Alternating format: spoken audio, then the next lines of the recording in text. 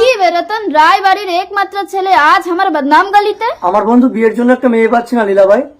আমি কি বিহার ঘটক আছি বে?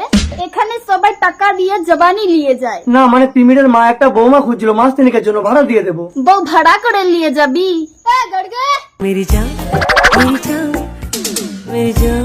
পার ডে 500 টাকা লাগবে। ই লিবে 300 টাকা, আমি লিব 200 টাকা। ও ভাড়া যাবে, আপনাকে কেন টাকা দেবো? এই তুই চুপ কর, দালালি না দিলে তুই করতেও কিচ্ছু পাবি না। মাসি ওকে বউ সাজিয়ে দাও।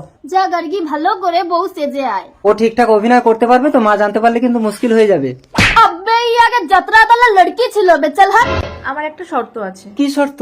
মদ খেয়ে আমার কাছে আসতে পারবে না। ও নিয়ে তোমার চাপ নেই, তিমির একটা বিড়ি পর্যন্ত খায় না।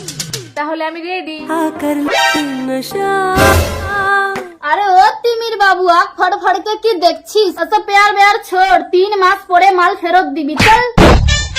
মা তিমির, তুই বিয়ে করে আসলি কই, আমাকে জানালি না তো? আপনাকে জানালে তো এইভাবে চমকে দিতে পারতাম না। উঠে এসো বৌমা। চলো গার্গি। কি হলো তোমার? জানি না, মনে হয় আমি এ ঘরে আগেও এসেছি। মা, পুকুর পাড়ে সেই বট গাছটা এখনো আছে। ওই গাছটা তোমার ঠাকুর দাদা লাগিয়েছিল, ওটা কখনো কাটতে পারি? তুমি কি করে জানলে? তোমাকে তো ওই বট গাছের কথা আগে আমি বলিনি। তিমির, তোরা কি সারাক্ষণ এখানেই দাঁড়িয়ে গল্প করবি? উঠে আয়। आज मधुरा